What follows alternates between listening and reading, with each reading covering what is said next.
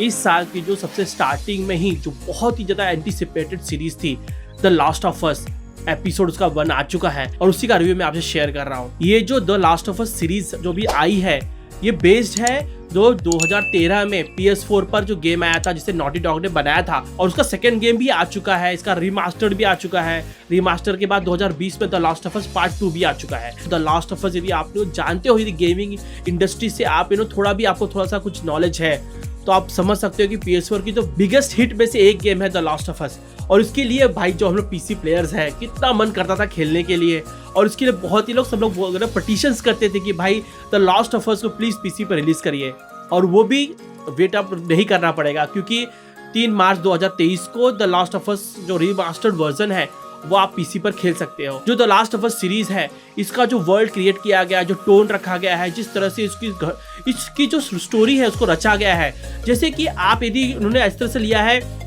कि जो भी व्यूवर है उसने द लास्ट ऑफ अस के बारे में पहले नहीं सुना है या गेम नहीं खेला है, और जो सीरीज शुरू भी होती है तो इसी तरह शुरू होती है कि एक बाप और बेटी की किस तरह से रिलेशनशिप है, और ऐसा लगता है कि उन्हीं की स्टोरी के ऊपर बेस्ड पूरी स्टोरी चलने वाली है। और जो जिन्होंने टैग देख लिया होगा, जॉनर देख लिया होगा कि भाई जॉम्बी भी है इसके अंदर, तो उनको पता लगा होगा कि शायद ये दोनों बाप बेटी ही होंगे, बट ऐसा नहीं रहता है। वहाँ पे स्पॉइलर अलर्ट, जिन्होंने गेम खेला है उनके लिए स्पॉइलर अलर्ट नहीं है, पर जिनको नहीं मालूम है, जिन्होंने नहीं देखा है, वो उनके लिए अलर्ट है कि भाई के अंदर उसकी बेटी मर जाती है। और वहां से जो स्टोरी बिल्डअप होती है, जो उसका वर्ल्ड वो सरवाइव करता है 20 साल तक इस तरह के वर्ल्ड में, और जिसका जो पर्सोना रहता है कि उसने कर दिया है भाई इतना सारा लोगों को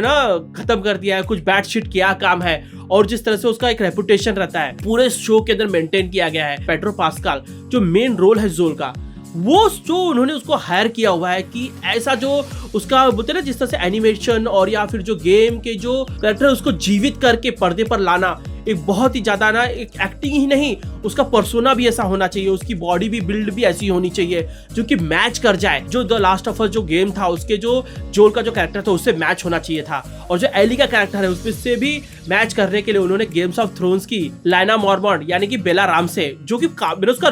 प्रोफाइल देखा, फिल्मोग्राफी, उन्होंने बहुत ज्यादा मूवी की है भाई, 20 साल की लड़की है, उन्होंने इतने बड़े बड़े रोल किए हैं, और उसके अंदर उसका कैरेक्टर भी जबरदस्त उन्होंने रचा हुआ है। जो स्टोरी उन्होंने स्टार्ट की है, जिस तरह से एक बाप बेटे की स्टोरी चलती है, फिर किस तरह से अचानक ही जैसे कि रियल बात है कि फंगस चींटियों को भी इफेक्ट करके उनके जो माइंड है उनको कंट्रोल कर लेते हैं, और अभी तक ह्यूमन पर जंप नहीं कर पाया। और स्टार्टिंग में बताते हैं ना कि जब भी क्या यदि टेम्परेचर बढ़ जाए, यदि 94 डिग्री है उसके अंदर यदि फंगस यदि सर्वाइव करना शुरू करते हैं, जिस तरह से कोविड के अंदर ब्लैक फंगस फैल गया था तो बहुत लोगों की जान जाने लगी थी, किसी को हाथ निकालना पड़ रहा था, मुंह निकालना पड़ रहा था, अपने पार्ट ऑफ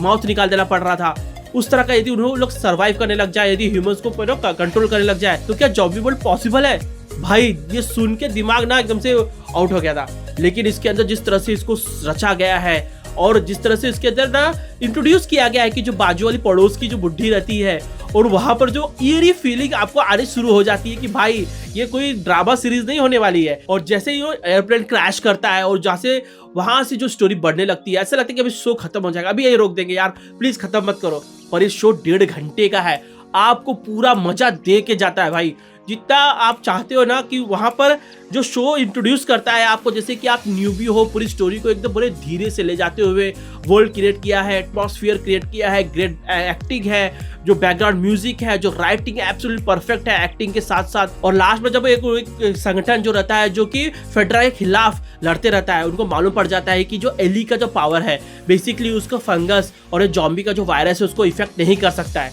उसको सीक्रेट बनाए रखते रखते जब वो लोग उनके गोली लग जाती है तो उसे जब मदद मांगती है, तो वो जो मोमेंट है जिसपे कि उसके ऊपर जो उसका दुश्मन रहता है जोल, उसके ऊपर विश्वास करती है कि नहीं तो उसको लेके चले जाएगा, तो उसको उस जगह पे पहुंचा देगा मेरे दोस्तों के पास जहां पर उसको यूज करके इससे फाइट किया जा सकता है। तो वो जो मूवमेंट है, जो इसके अंदर एक्टिंग है, जो इसकी प्रोडक्शन वैल्यू है, ये गारंटी देता हूँ कि ये जो शो है ना डेफिनेटली इस साल का सबसे बड़ा शो होने वाला है। यदि ये शो यदि पिछले साल आ गया होता तो ये टॉप 10 में आ जाता भाई, टॉप 5 में आ जाता, जिस तरह से इसकी स्टार्टिंग की गई है। 2005 की जो मूवी आई थी टॉम क्रूज की the war of the worlds, उसके अंदर जिस तरह से टॉम क्रूज का अलग कैरेक्टर रहता है अपनी बेटी के साथ, अपने बच्चों के साथ, और उसको प्रोटेक्ट करता है, और जो एलियन इन्वेशन होता है और जो एलियन सारे लोगों को मारते रहते हैं ना, पुफ जलाते रहते हैं, वो जो फीलिंग है आपको इस शो के अंदर देखने मिलेगी। हाँ, उतनी फास्ट नहीं है शो ये, बस इसके अंदर जो लास्ट का पार्ट है जब एली को टेस्ट पकड़ती है कि इसके हाथ पे तो जॉम्बी का बाइट मार्क्स है, तो बोलती नहीं ये देखो 3 हफ्ते पहले का है, ये तो उसमें जब सूख गया, मैं नहीं हो सकती, मैं ट्रांसफर नहीं होती हूँ, मुझे कोई असर नहीं पड़ता है। वो जो पार्ट है ना जो गेम के अंदर बड़ी स्लोली लिया गया है, उसके अंदर टेंशन क्रिएट किया गया, उसके ऊपर गन रखा गया है, वो पार्ट उन्होंने बहुत तेजी से कंक्लूड कर दिया। और जो लास्ट में जो पार्ट दिखाया है कि किस तरह से वॉल के बाद जो वर्ल्ड है, जो जिस तरह डिस्ट्रक्शन हुआ है बॉस्टन का, वो जो दिखाया है, प्रस्तुत किया गया है, तो वो वहां पर, और जो रेडियो का जो सॉन्ग बजता है, उससे यही ना ईरी फीलिंग आती है कि अब बहुत ही ज्यादा जॉम्बीज की जो वर्ल्ड में लोग इंटर करे हैं, वहां से बचना बहुत ही ज्यादा मुश्किल है। तो आपको ना ब्रेस कर लीजिए। इसके अंदर थोड़ा सा जो पार्ट उन्होंने स्टार्टिंग में किया हुआ है और जिस तरह से उन्होंने स्टोरी को रचा हुआ है, आई एम रियली होपफुल कि जो सीरीज होने वाली है इस साल की वन ऑफ द बेस्ट, और मेरे हिसाब से तो फैंटास्टिक सीरीज होने वाली है। मेरे बहुत ज्यादा होप बढ़ चुके हैं, एक्सपेक्टेशंस बढ़ चुकी है। तो इसलिए गाइस मैं आपसे रिकमेंड करता हूं, यदि आप इस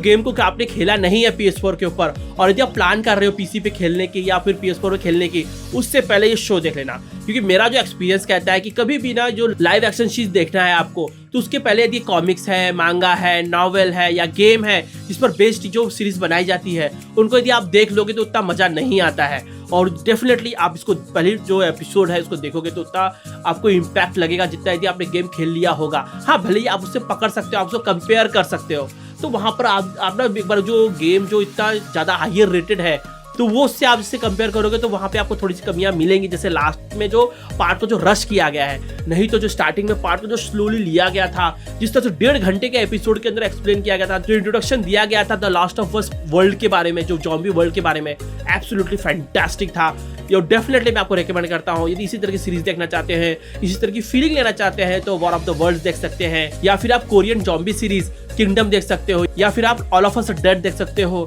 ये सारी सीरीज आपकी जो भूख है जॉम्बीज की, I really like this genre, और आप जरूर एंजॉय करोगे। Take it from me guys, I hope आप लोग मेरा रिव्यू पसंद आया होगा। यदि पसंद आया तो मैं आपसे रिक्वेस्ट करता हूँ कि चैनल सब्सक्राइब करिए, उसको लाइक करिए, शेयर करिए, और भी मेरे चैनल से बैंक्स इन टेक बिट्स और गेमिंग नेट्स में सब्सक्राइब करिए। तो आप लोग से ऐसी मूवी सीरीज या ट्रेलर्स के रिव्यू में मिलते रहूंगा। तब तक के लिए बाय।